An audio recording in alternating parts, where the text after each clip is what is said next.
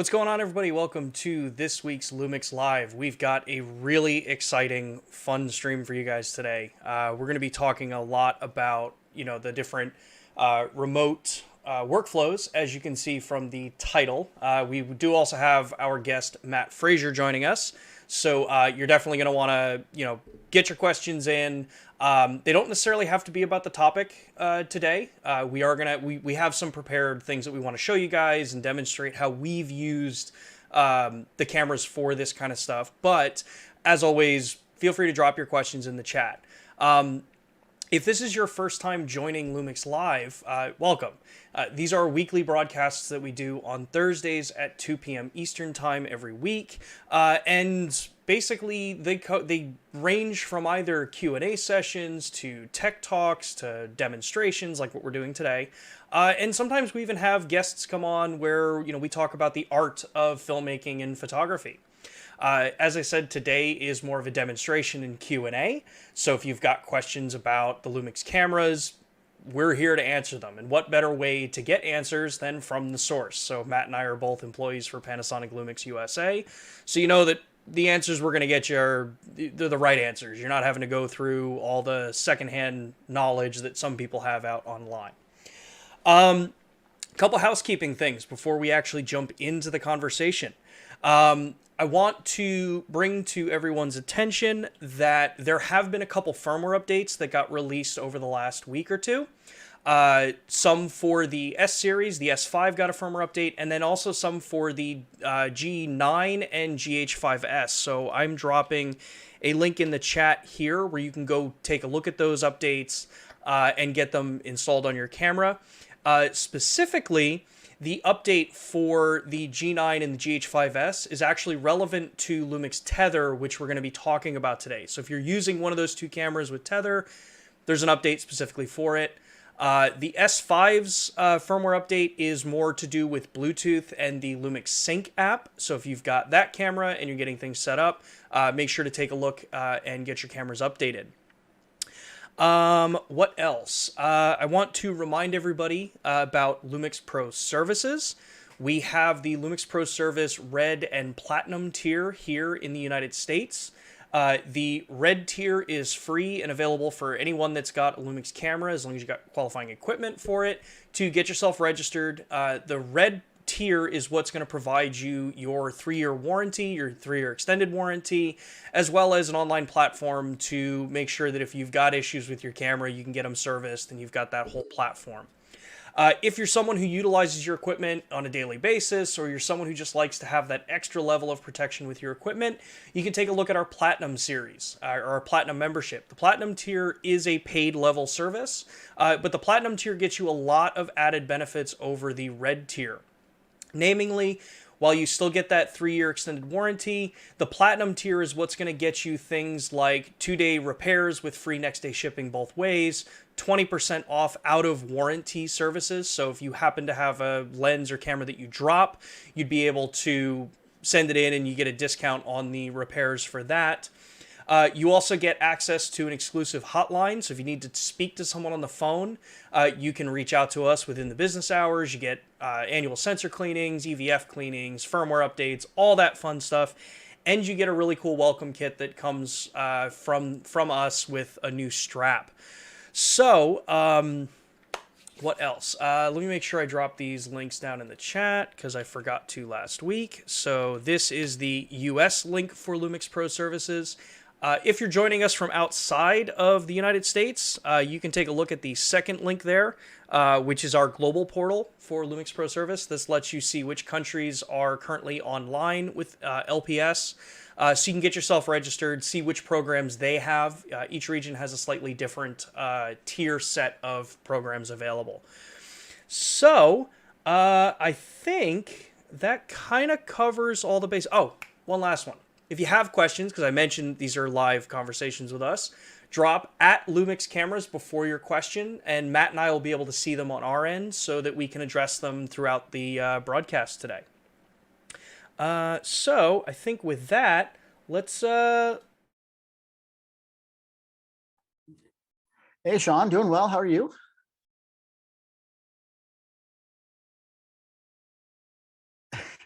That's okay. By the end of next year, you'll have like a 35-minute intro, and then you'll have like 5 minutes left for talking. So that'll be good.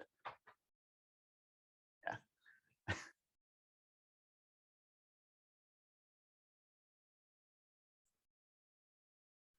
Yeah, I figured I got nothing better to do. May as well come and bug Sean for a little while. So this will be actually this is a topic that you and I have had to become quite familiar with over the past 2 years. So it's pretty exciting for me to be able to share some of this information and what you and I have learned over the past 2 years of having to do this stuff.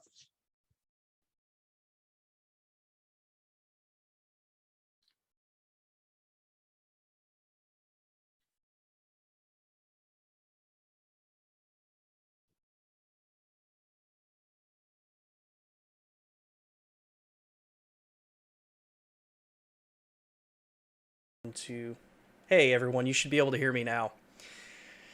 The joys of setting all of this stuff up when I forget to put my own Wait, microphone in the OBS channel. the things that I said now are completely out of context because nobody has any idea what you asked me. They're like, boy, Matt's kind of a weird, mean maniac. I have no idea what this guy is making fun of Sean for now. Oh man. So hopefully now, we're gonna give this a second in the chat. I see everyone saying that I had no audio. Should be fixed now. And Matt's audio should be coming through as everyone's saying that they can see you or they can hear you. So, oh man, yeah, that was. It's been a Oh, week. it's live. It's live television, Sean. That's sometimes this happens. Yeah, exactly. So yes, anyway, what we were saying before is, how awesome it is to have you back on the stream. And just really, especially with today's topic about remote production, it's easy for, I think, you and I to kind of just be, I don't know, so comfortable with this stuff that we usually don't really give it that much of a second thought because we've just had to adapt and get projects done and work done like this since we aren't able to travel as much. I mean, it was cool seeing you at Cinegear, but, this is still the primary way we all communicate. Yeah, and with the variants running out of control right now, it's obviously made some changes again. So I think it's Yeah. interesting because really LumixLive was born out of necessity because of the pandemic, and it's become a nice platform for us.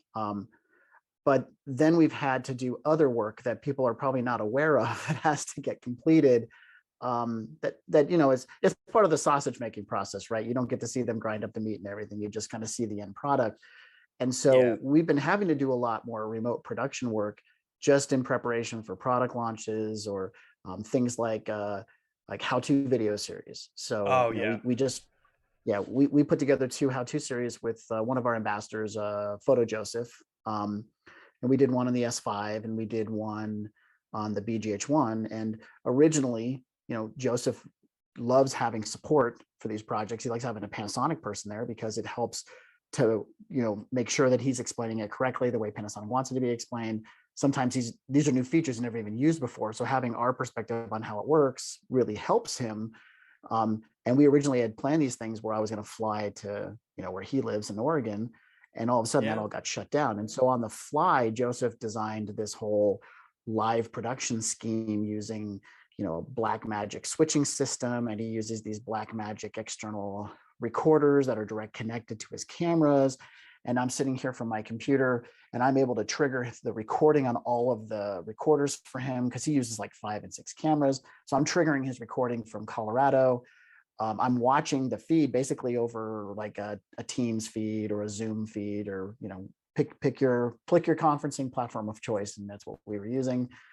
So I'm watching him go because he's feeding the output from the ATEM in, and I'm sitting here going, this is really cool and this is really expensive. So how do we do this without incurring those costs? And I think that Yeah. that's something that's going to be, I think a lot of people are interested in learning is how can you use your existing cameras and still do this stuff? Yeah, and I think what's interesting specifically about this topic that we're talking about today is that there's already one comment in the chat about hoping that LumixLive is going to continue regardless of what's going on with the pandemic, and I think that actually hits on a very important point that a lot of people I don't think have come to the realization of yet. is that this style of production and workflow isn't going anywhere.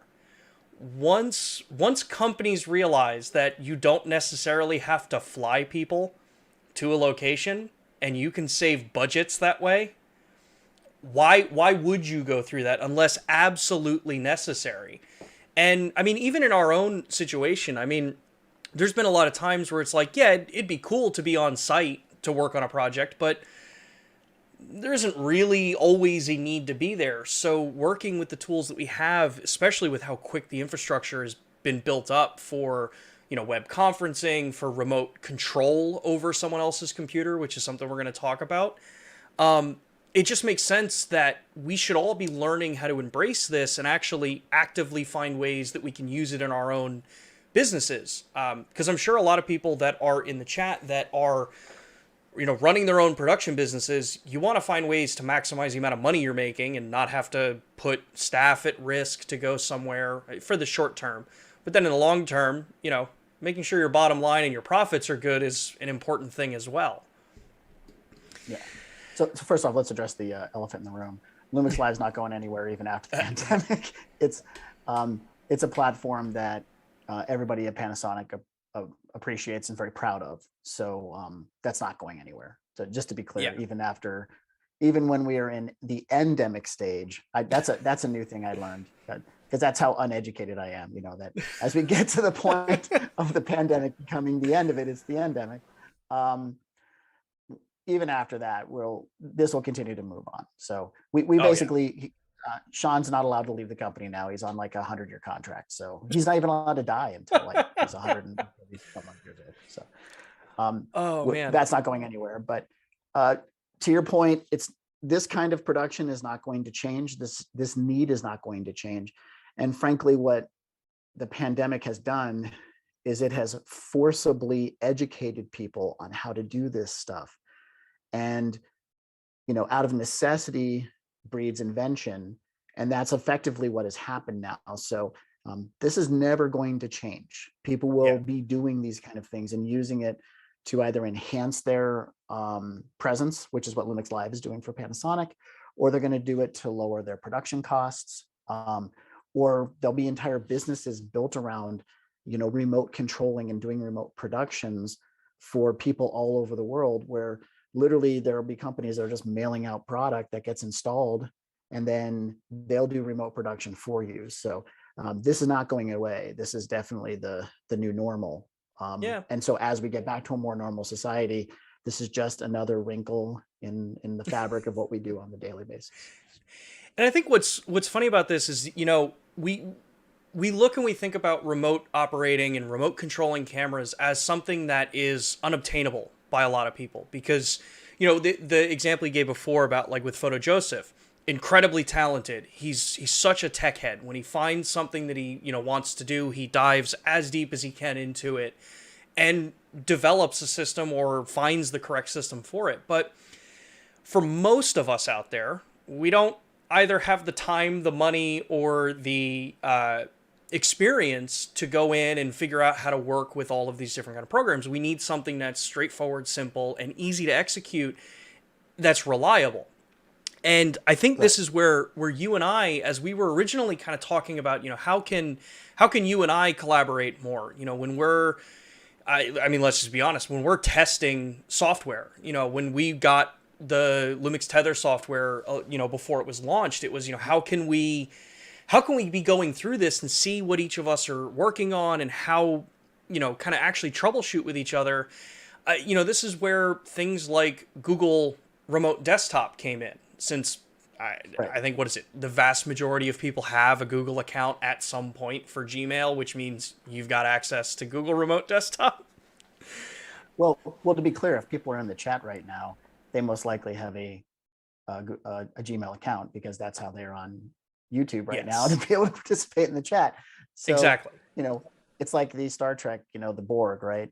We're all being assimilated into the Google family, whether we want to be or not. So may as well take advantage of the tools that Google provides. And what's great with the Google desktop client is it's a completely free application. And so I install a client on my computer, Sean has it on his, and This gives me the ability to control his computer from my location. So, imagine that you wanted to send, one of your relatives out to, film your kid's basketball game, but you want to be able to control that camera remotely. You could absolutely set up a little Nook or a little laptop, have that camera connected. And as long as they get you on the internet, which is a pretty common thing everybody knows how to do with a laptop today, once they've got you on the internet, you can then tunnel right in, and now you're able to control that computer or that camera right from your home. So it's a nice way of doing it, and it doesn't cost you anything. And it's actually a low tech way to do it. I'd say moderate tech, right? You don't have to know how to set up you don't have to know how to set up a peer-to-peer VPN network or anything like that. It's a pretty simple process to make it work. Yeah. So I think we've bored everybody enough with the kind of explanation of these kinds of things and us reminiscing about the last hellish year. Um, let's actually kind of show show everybody how you and I work with this and how they can take some of this stuff and actually, maybe find a way to deploy it in their own environments. Yeah. So I think let's start with sort of a scenario, right? So Yeah. let's say that I wanted to set up, I'm doing an interview with somebody. And so I just send them a camera and I send them a laptop that I've repurposed for this. And obviously take all the important stuff off that laptop and just basically load it with your basics. And then you can even set it up so it'll auto boot to your Google Chrome desktop application. So you just have them connect it via USB directly to the computer, have them connected to a home network, and then they can get it initially positioned the way you want. So once that happens, you would then connect to that computer, and that would tunnel you in so you can control it. And from here, then I can do all my setup here in Colorado. So what I'm going to do right now is I'm going to share my screen so that you guys can see what's going on. I need to hide all my purchases I'm making on eBay so you guys can't see what I'm doing when I'm not working. So we'll just share my screen. And while Matt's doing that, just remember, if you have questions about this, drop them in the chat with @Lumix Cameras, and we'll address them as we go through the stream. So now I'm sharing my desktop screen, and you can see that as I move my mouse, I'm actually moving the mouse on Sean's end. So this is Sean's desktop that I am seeing right now. And what Sean has open is the LUMIX Tether app. It's important to note that we've made some changes. So originally the LUMIX Tether app had like 3 different flavors to it. You had the LUMIX Tether, which was like a photographic app. And then we had the LUMIX Tether for live streaming, which allowed you to clean up some things to allow you to live stream a live view from it. And then we did the LUMIX Tether for multicam app. And we've finally combined all of those into a single application. So it's the LUMIX Tether 2.0 app that we're seeing right now. And when you first boot the app up, you'll see this window that opens. This is a remote operator panel, a remote control panel in the industry, an RCP or an ROP. And we can see we're on a GH5 right now. That's what we're controlling. And if I want to see a live view from the camera, I just hit the LV button, and we can see Sean right there. So there's Sean's setup in the office. We can see a couple of BGH1 cameras that are up there for him. I'm assuming BGH, he might have BS1s. I have no idea. Oh, Matt, you switch back to your face camera. Okay. Yeah, there we go. Yeah, that's good. Okay. All right. So now we can see, I apologize for not switching. So what Sean has set up right now is the top of the screen is the output from the camera right now. Then the middle is Sean. And then obviously I'm on the bottom, and you can see Sean's desktop on the left. So, sorry, Sean, but what I'm seeing is no longer the ROP. I just need to switch my view. Give me one second. Oh, yeah, sorry, yeah. everybody. So one of the things, like why we were saying about using a laptop for this, is the way I have my monitors set up here. I have 2 monitors attached to the computer that Matt's controlling. One of them's vertical, as you saw with that, like kind of when it changed the aspect ratios. In Google Remote Desktop, you can say that I only want to view one of those 2 monitors. So you guys didn't need to see the OBS or the Zoom meeting that we've got. So we're just focusing on the one main camera that we've got set up here now. So we should be all good to go now.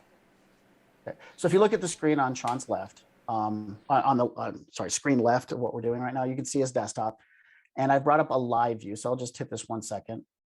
When you when you first open up the LUMIX Tether app, you'll have this ROP, this remote operator panel here. And there's our camera model number.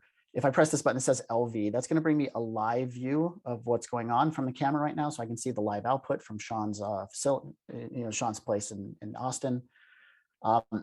If I had multiple cameras set up, you could have the person hook up multiple cameras via USB, or you could give them an Ethernet network to be able to do this.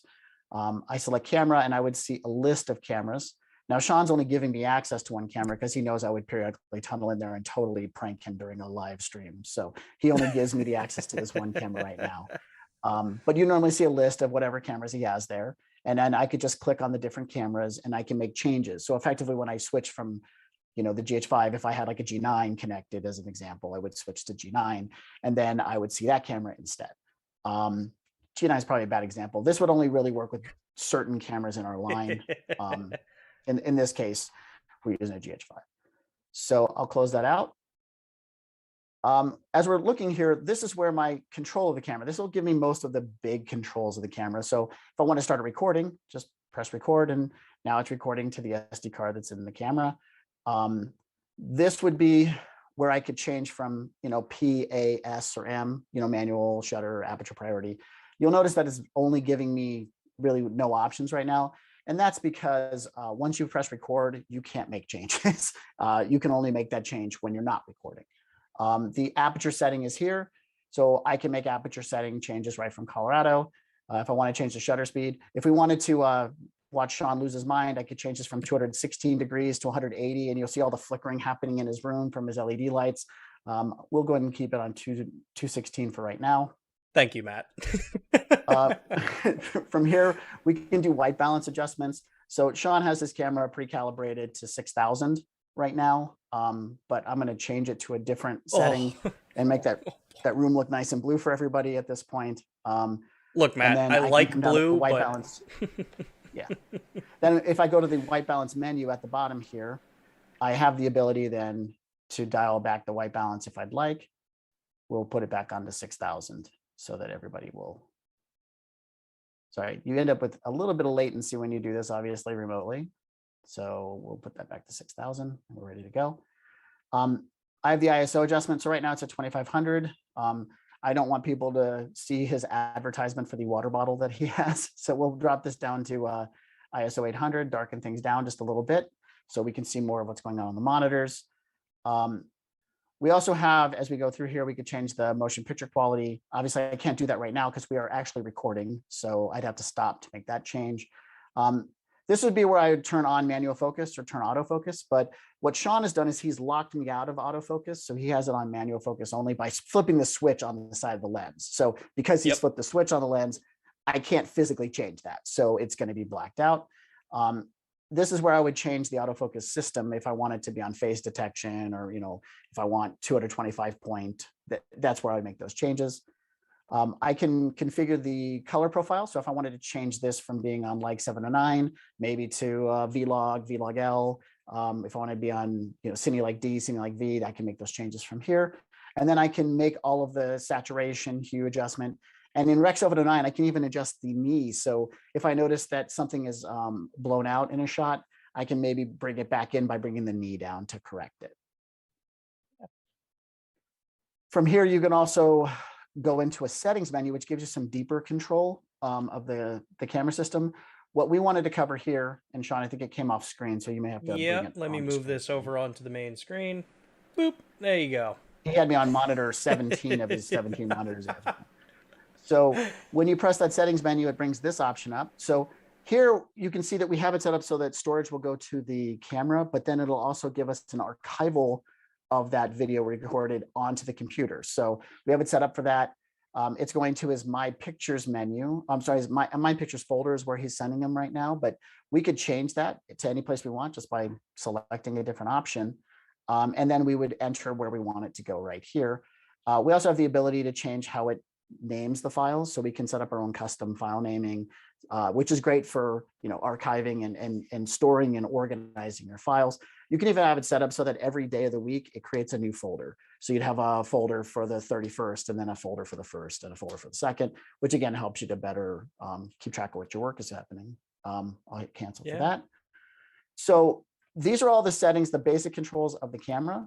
But when we look at the live view window, which is right here, if you had a box camera right now, what you'd see at the top is a menu option. And the box cameras actually give me full menu control. And so does the GH5 Mark II. The GH5 Mark II will give me full menu control. So I can adjust anything as long as I'm not recording inside the camera's menu system. We have an option here for one-shot AF, which is available now because the camera's set to manual focus. Well, if I wanted to just quickly get an autofocus reading, I can move the gradical, which is right here, and I'll just move it on to, let's put it on the screen right here. Once I have it on the screen there, I just press the one-shot AF, and the camera will adjust the focus for me that one time. And now I've got that monitor in focus for everybody to see. If I want to make sure that Sean has the camera level, or the person who's set up the camera for me level, I just bring up the level gauge. Sean's got it perfectly level. I think he probably did that on purpose because he knew he was going to be on camera with you guys. So yes. You have your grid lines, and you can even customize the grid lines if you'd like. So we can make customized adjustments to the grid lines right from here if you wanted to. We also have guidelines, which are more video based, and you can make adjustments to those as well. And then for other video uses, one of my favorite things we have here, we have the ability to manually focus the camera from right here, but you'll see it also brings up the zoom scale. So it's brought up a picture-in-picture window, or what we call the manual focus assist. So now I can see in greater detail that I'm getting the focus adjusted. And then the manual focus adjustment is adjusted here. These buttons give me very, very finite adjustment. Let's do that one more time. Yeah, there we go. These buttons give me very finite adjustment of the focus, like one step up adjustments. These buttons make big changes to the focus. And so you get the focus right where you want it locked in. We just turn off the zoom and scale, and we're ready to go. The rest of the stuff that's down here is primarily going to revolve around photography, except for the live view. So for the live view quality, right now, Sean has it set to low.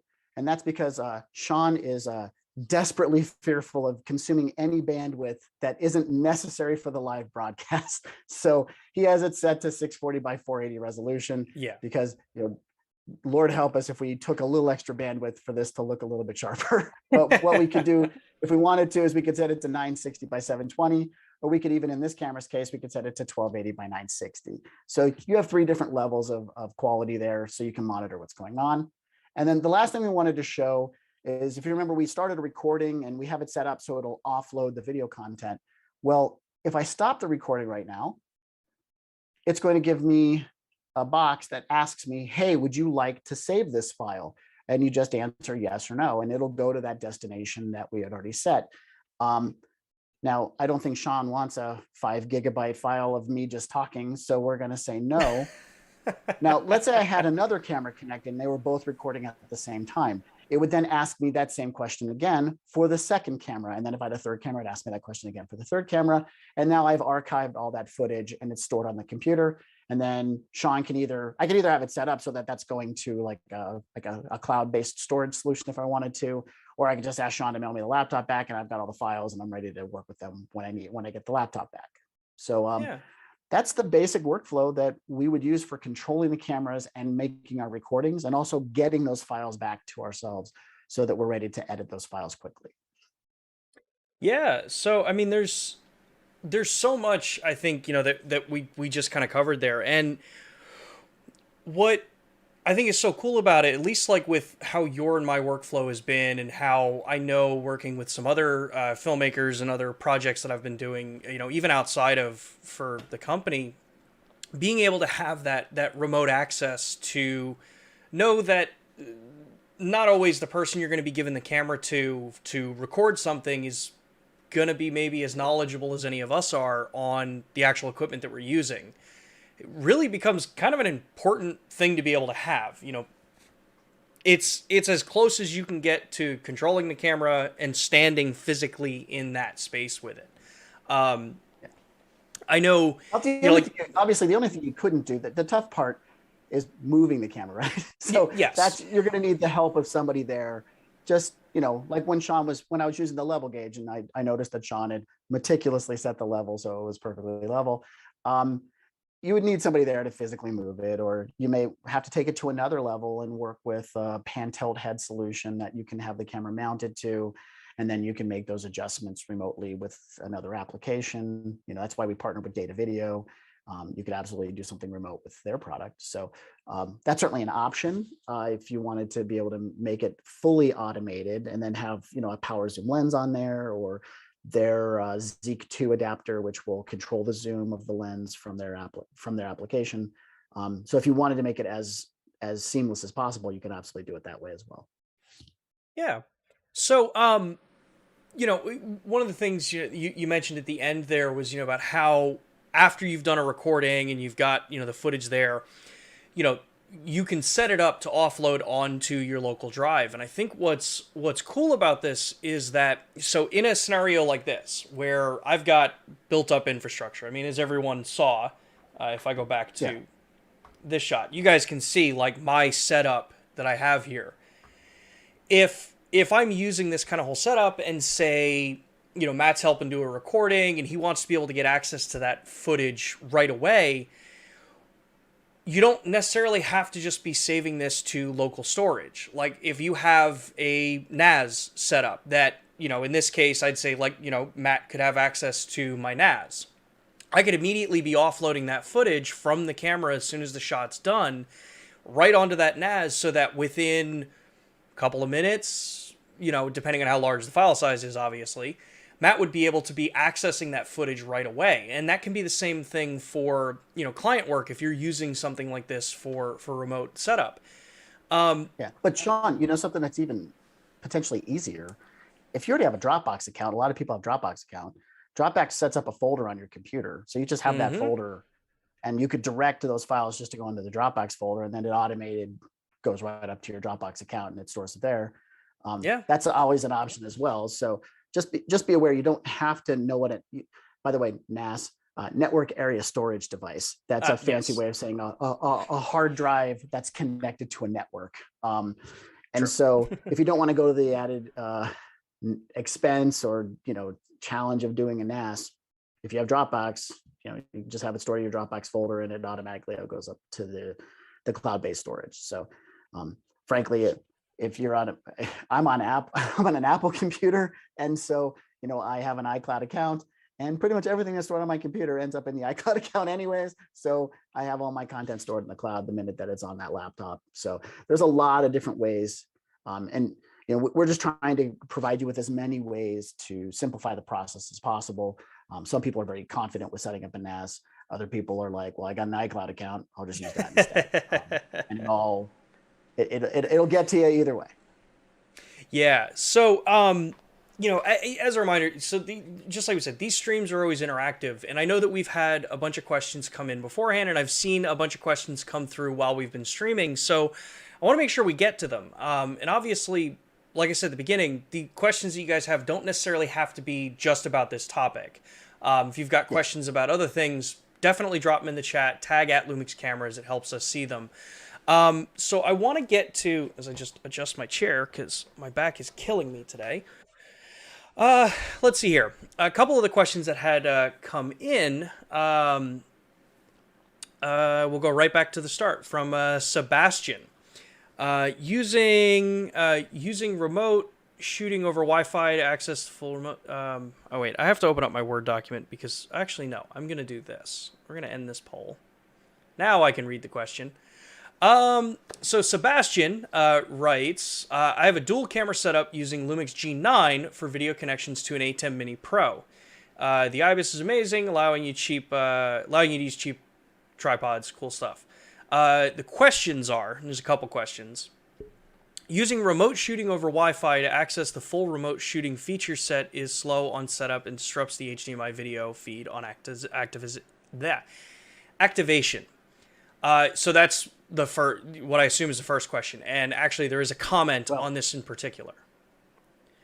Well, and I think it's important to note, I believe that Sebastian's talking about using the Lumix Sync app. He's not talking about the Lumix Tether app, which is what we've just demonstrated, correct, Yes. Sean? Yeah, so when we're talking about using Lumix Sync app, certain cameras that we have, typically older generation cameras, have a set number of outputs that you can be running. So video feeds, connection feeds, all that kind of stuff. So unfortunately for the G9, since this was a little bit earlier of a camera at this point, if you've got Wi-Fi connected and HDMI out and the screen on the camera, you can run into some situations where you're not going to have the screen back on the camera. The second question was, can we see focus control and white balance in the shutter remote control mode of the Lumix Sync app? For those that don't know, in the Lumix Sync app, you can use just Bluetooth to connect to your to your camera for the cameras that support Lumix Sync app. And that is specifically just a mode designed for triggering your shutter. So clicking the video start stop, or clicking the shutter to actuate the shutter or turn into bulb mode. Additional features like what you're asking for, Sebastian, so things like control of white balance and focus control, you would need Wi-Fi bandwidth to be able to do that. The Bluetooth connection, from everything that I've read and understand about it, doesn't have enough bandwidth to actually communicate all of that data back and forth. So in a situation like that, you got to switch over to the Wi-Fi, the full-blown camera control. The third part of the question, and don't worry, everybody, we've got plenty of time. Keep asking your questions. We're going to get to them. There's no feedback in the Lumix Sync app when video is rolling, so it makes it hard to tell if you've actually started recording or not. And when you're using the Lumix Sync app, I think something to keep in mind is that the Lumix Sync app was designed, and still is primarily designed, as a stills shooter's tool, just because that's what it was built for originally. There have been more things added, so more control over video functions, more control over things like color styles and picture styles, things like that. So live streaming, yes, live streaming with the GH5 Mark II. So while I can say that, or as of right now, the camera, the app, Lumix Sync app in its current iteration, is designed as a photography tool, there are slowly new video things being added to it. So at this time, yeah, there's not really a huge way to tell if you're actually recording, other than if your camera has, like if you're using box cameras or an S1H, you've got tally lamps that you can see. That would allow you to be able to know that that camera's recording.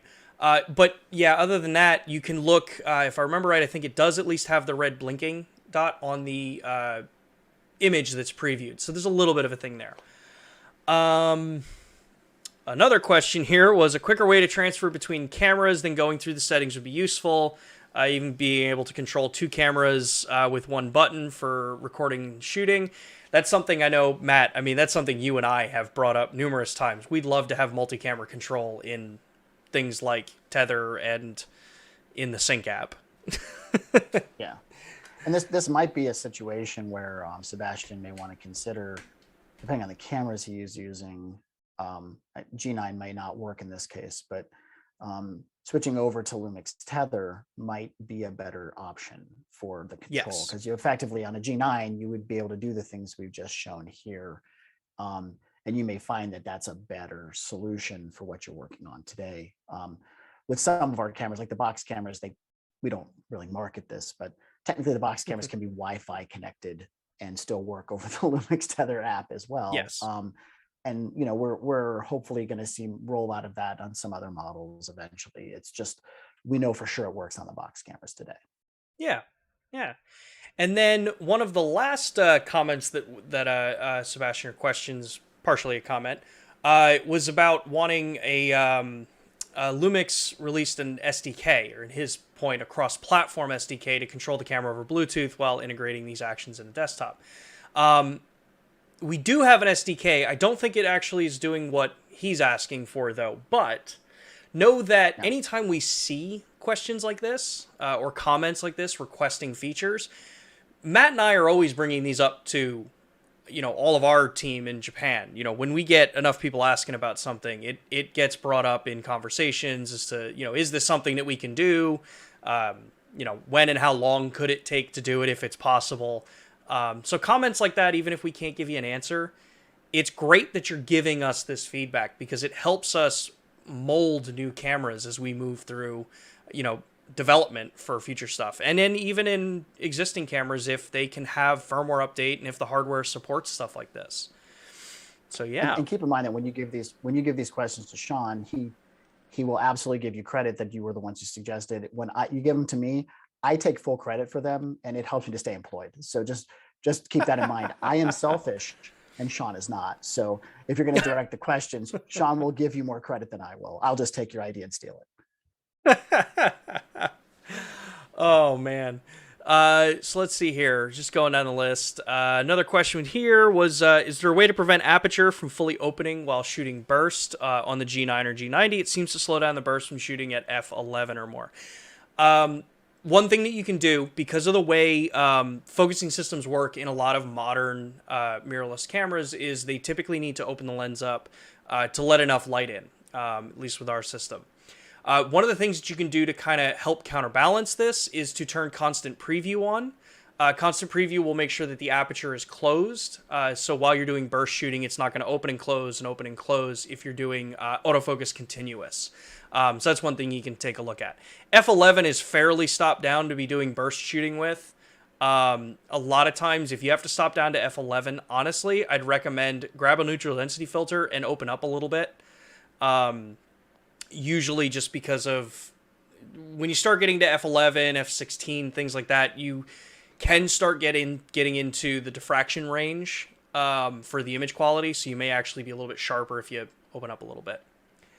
Well, not to mention the shutter speed too is going to be pretty slow. You're going to end up at a pretty slow shutter speed at that point. So whatever you're burst shooting, it's usually a moving subject. So you're obviously having to counterbalance how slow is my shutter getting. And then I'm also getting into the diffraction range, which Sean mentioned. Diffraction just means you're going to have a softer image. There's a kind of a sweet spot for sharpness out of the lens. But Sean's advice is right. If you go to in most of our cameras, this is a very country specific thing. Some countries call it a cog. Some countries call it a gear, but the tab with the cog or the gear, that tab is usually where constant preview lives. Just look for that constant preview feature, turn it on. Yeah. Let's see here. Busy TV. I failed to change language on your Lumix G camera. Any help? I'd have to know. Well, it's in the wrench menu is where you can change the language. Or spanners if you're in the UK. Or the spanner menu. Spanners. Yeah. Sorry. That's where the language settings are. Depending on the region that your camera is, not all languages are available in all regions. So yeah, that's where you'll go to get in and to be able to change languages. Sean, doesn't it also have a pictograph? Sean, doesn't it also have a pictograph of a person's face with talking like little stuff coming out of their head? Yes. So if you're in a language that you don't know, which I've had, we work at trade shows and people like to play games. Like I think it's competitors playing games with us. They come in and they set our cameras to a different language. It's probably not, but you'll have a camera that's set to a different language. And then all of a sudden you're like, what's going on? How do I change this? Look for the little pictograph of the person's head. Looks like they're talking. And then you can get there and then you'll see the language list come up. Yeah. Yeah. Let's see here. Oh, wow. The first GH6 question. I'm surprised. Really, just one? Yeah, so far. Yeah. Sean, as a photographer with hands-on with the GH6, are you excited about it? Thanks. Yes, I am very excited about it.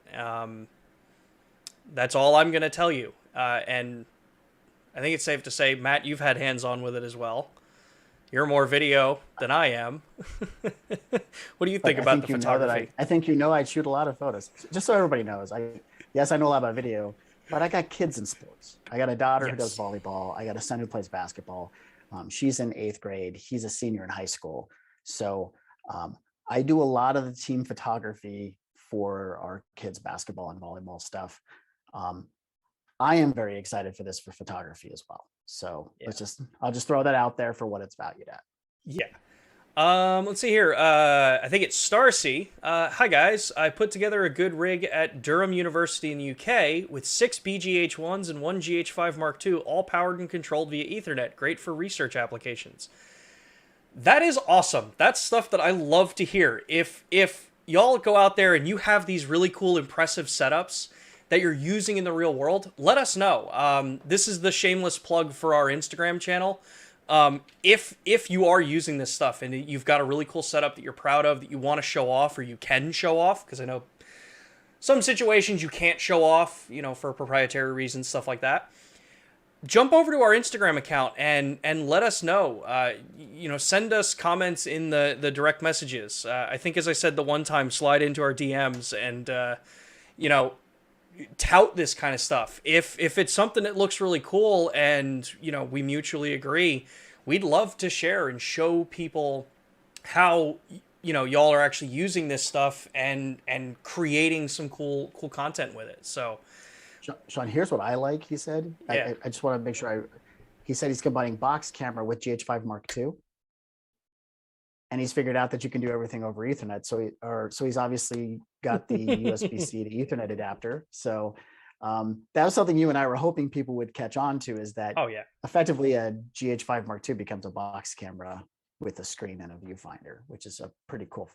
We're very impressed that you combined all that stuff together. It makes us real happy. Yeah. Let's see here. From Ulrich, are you going to CP Plus, or are you following and talking about probably ongoing events from home? Not sure I'm following what the question actually is, Ulrich, but Panasonic Lumix is at CP Plus. We are at CP Plus. Matt and I aren't going to be there. Well, yeah. The plan is obviously for Panasonic to exhibit at CP Plus. For those of you who don't know, CP Plus is Japan's largest photographic trade show. Our plan is to be there. Again, we can't speak for other countries and what their COVID-19 protocols will be, and it's very possible that things get out of control and then you have to shut down the trade show. But as of today, the plan is for that to happen. And if the folks at Panasonic headquarters in Japan would like to send Sean and I to Yokohama, I will happily accept a plane ticket. I'm fully vaccinated. I think they have, Sean, I think they have like a 2-week quarantine period too when we go there. So we'd have to stay in our hotel rooms 2 weeks before CP Plus. So if y'all want a LumixLive with Matt and I in person from Japan, please don't send. Don't do Japan. That. I don't want. Don't do that. No, we're actually going through our brains thinking about exactly how much of our lives we would have to give up in order to do this because of the quarantine rules that would be in place. I think in both directions, actually. Yes, exactly. That'd be an entire month that you and I would be stuck in a quarantine somewhere. All right, let's see here. Keith, what is the max current of the XLR1? I want to use some mics like an AKG C414, which draws 4.5 milliamps. Manual specs don't say. I don't think that's an answer to matter. There's actually a standard. I think what he's asking is how much power can we deliver from the XLR1 to his AKG, I think. And, it's a phantom power delivery. It's 48 volt. So that's the maximum voltage that is a part of the phantom power standard, from my understanding. Obviously, standards can change. I may not be completely aware of any new standards, but you should be able to get up to 48 volt out of it. Yeah, I mean, truthfully, the XLR1's only going to deliver what it can deliver. So, but it's designed to work within the standards of the standards of phantom power's specification. So, you shouldn't have any issues. All right, let's see here. Star C, new Tether app is very good, much improved. Would like to have live video monitoring of more than one camera at once. Will it be possible? We've asked. We have definitely asked. Yeah, you see the look on both of our faces, right? There's a myriad of potential challenges with what you've asked for, but we have asked for it.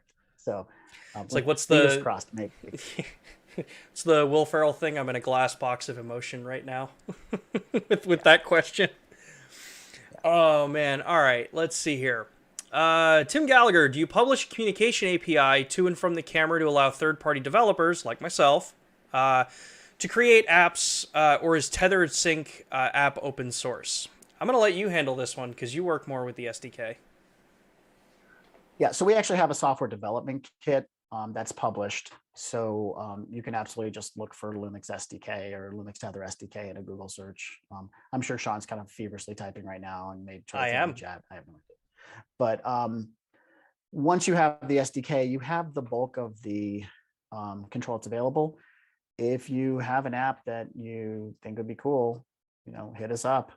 And if we need to get you deeper access to deeper levels of API, obviously at some point it requires certain contracts to be in place between the two parties. But if you got a cool idea, we want to make it work.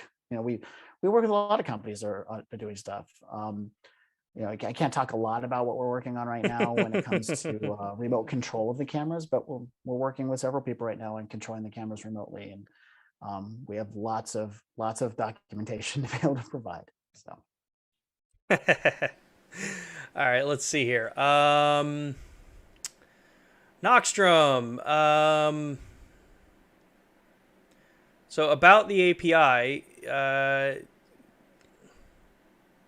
So all right. So Noxstrom, just to clarify, we have an SDK available publicly. An API would involve closer communication with the company and potentially contracts being signed for that kind of thing. Yeah. So more information about that. Yeah, let's be clear. SDK, software development kit. And when we provide us an SDK, it effectively is like a packet of the command languages that we use and direction on how to use these command languages. And in our case, we provide direction for the Windows environment to be able to set up and make this stuff work together. So that's what we have publicly available. Whereas an API is just a data dump of codes with no guidance whatsoever, and then you get to figure it out on your own. So obviously, because we're all adults here, and we understand that if we just showed you how to control all this stuff over Ethernet through a computer interface, there's clearly language for all of these controls that we just did. There's clearly language there, and that would be in the API. So you guys know we have an API because that's how all the stuff work. But we're a little more guarded with all of our command language. So we just want more information before we start giving that out as to what it's going to be used for. Yeah. Let's see here. Thanks for asking. And again, you can hit us up. And if you got the cool ideas and you need deeper than what we offer in the SDK, inquiring minds want to know. Send us some information and let's see if we need to work together. Yeah, and for those that are on the chat, so like Noxstrom and Tim, if you guys have questions, one of the easiest ways that you can at least get the question over to Matt and I is if you send us an email to lumixlive@us.panasonic.com. That goes into an inbox we have that collects for questions during the stream. I can easily forward that over to Matt so that he's got it, and then we can go from there with some of that stuff. And again, if you're not in the United States, we'll get it connected to the right country as well. Exactly. Let's see here. Sebastian says, "Thanks for a good run through the questions. You can take the credit. I just want the features." I like that, a realist. There you go. Alan Lloyd's joining us again. Can you explain a bit more about how the knee setting works? Also, regarding picture profile settings, does the noise reduction slider in Vlog have any effect? Thought noise reduction was disabled for log. You know a lot more about knee control than I do. That's an area that I just don't know. Yeah, so this gets very nerdy, and I usually have to have like a whiteboard and everything to draw out stuff. But let's just make this as easy as possible. You have the black point for the video signal, and then you have, let's see if I go this way, it'll probably look right for everybody. So if we have the black point would be the low area, we have the white point would be the high area, and then there's a point where it clips, right? Where we have no more white we can get, and so we have a clipped image. What a knee does is it adjusts the slope so that it will be it'll extend the white point, but it reduces its luminosity. It brings its brightness down. So we're bringing that brightness down so that it stays within the range, so it doesn't clip anymore. And so knee allows us to rein that back in. Honestly speaking, the auto 99% of the time is going to do exactly what you need it to do. So you don't really have to do much with it. But sometimes it can introduce some interesting looks in your highlights. And so sometimes it's more preferable to allow the extreme highlights to be clipped. instead of it looking a little posterized. So that would be why you'd make those adjustments. I was trying to simplify the explanation for the live stream. Yeah, no, that's awesome. And Alan says nerdy is okay.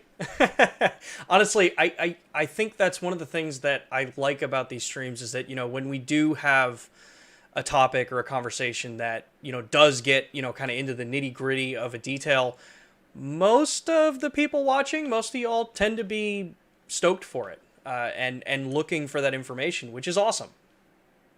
I don't want to ignore Alan's second question, though, which was yes. Noise reduction. Just because it's logged doesn't mean we won't use noise reduction. And so this is really going to depend on the camera. It ultimately, whether it's micro four thirds, whether it's full frame, I could share a story. We introduced the S1H, and it produced a beautiful image. We really loved it, and it was so good that it got a certain certification for being used for live productions for folks at Netflix. And we had a portion of the community that was complaining about the noise reduction being a little too aggressive. We had a portion of the world that thought it looked gorgeous. And so we had to make a decision. Do you completely and totally revamp the noise reduction profile and then anger half the users and make the other half happy? Or do you just give it a -1? So we basically reverse spinal tapped the thing, and we gave it a -1 instead of instead of an 11, So by going to a -1, you now have a much less aggressive noise reduction. But then, like cameras like the BS1H, we elected to make the 0 the -1 of the BS1H, because when that ships, it started at that point. It didn't change the image. And remember, people are using these for professional applications. So if you all of a sudden just make a change to the image quality, and someone's used to it, what it looks like at 0, and all of a sudden there's more noise at 0, they're going to be upset about that. So we have a little more latitude when we first bring a new camera out as to how we want to tune it. Once it's out there, we have to get creative on how we can address the market. So hopefully that answers your question, and it isn't too much information. No, I think that's awesome. That's an awesome bit of insight, Matt. So let's see here. Looking through some of the rest of the questions here. Okay, from Tim Wright. I understand your question. It's not one that I'm going to address on the stream here. No, but I want to know what it is. Yeah. I'm joking. I'll read it later. Yeah. I can't address it. In a true, kind of proper media coverage of things, brands don't impart their feelings on something. People review products the way they want to review them, and the goal is that you're going to be able to look at multiple different outlets and see what people think about products. So yeah, that's about it. Some people will have their opinions and their biases about reviewing cameras and stuff like that. Some people are good at leaving those biases at the door. Yeah, we work with anybody that wants to that reviews the cameras, and we get them the camera, they review it, and then that's it. We don't force things, because one, that's illegal, especially if it's not disclosed. And yeah, it's the review community is its own thing. I think you were going to say that. I'll just add one other thing. I'll add one other thing. Keep in mind that everybody covets different aspects of a camera. Mm-hmm. That's not everybody covets all the same things.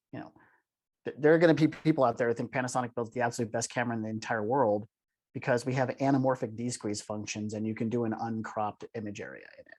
And then they're going to bash other companies for not including all that stuff. Well, that's really important to somebody who shoots with anamorphic lenses. And that means absolutely nothing to somebody who doesn't use anamorphic lenses. And it doesn't mean that we're a much better camera because we can do this. And it doesn't mean that the other companies are terrible because they don't do it.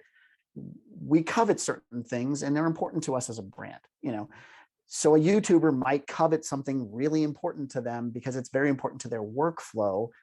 And it may not mean something to you as a user who doesn't use that feature. And I'm dancing around this subject. You all know what feature everybody bashes us about. I don't need to get into the particulars of it. You just have to remember a YouTuber might covet something. It is very important to their workflow. And so that's why they're so adamant to talk about it. It doesn't mean it's important to you. And you have to remember that. And on the plus side, I don't think anybody ever bashes us for image quality, which is ultimately the important part of the camera in the first place, is how good is the image. You know, we make a good image. And as long as you know how to work our products and they work within your workflow, great. Yeah. So let's see here. We got time for a couple more questions. Let's see here. Go through. RW, any update on the app with scopes and false color? Other apps, even on the GH5, can do this. Would be great if Panasonic app could do it. You're asking for false color. So you're talking about with the, he's talking about with the LUMIX. With either sync or tether is what sync. Yeah. Sync is a hard nut to crack. And frankly, we don't really know how the other companies the third parties are making software are doing it. They must be looking at the image that's coming out of the image that's coming broadcast through the camera. But I don't even know if the image that's coming out of that camera is compliant to like a 0 to 255 output, or if we're clipping information there. So that makes it hard for us to trust what's going on with those scopes that are being offered in third-party apps. Although Sean and I both played with them and we think they're cool. But we have asked for it for sure on the. We've asked for it for sure on the Tether app. We've asked. You know, sometimes it's just it may not be possible. There may be something in a bottleneck where it can't communicate that information, because we would want it communicated from the camera, where all of the metering and everything is done in the camera. We would then want that data transmitted and then converted into the waveform or vector scope or whatever you're asking for. And it just may not be possible to send that data. So that may be a limitation. But we've asked, and we'll continue to ask for it, because Sean and I would both love to have it. No question.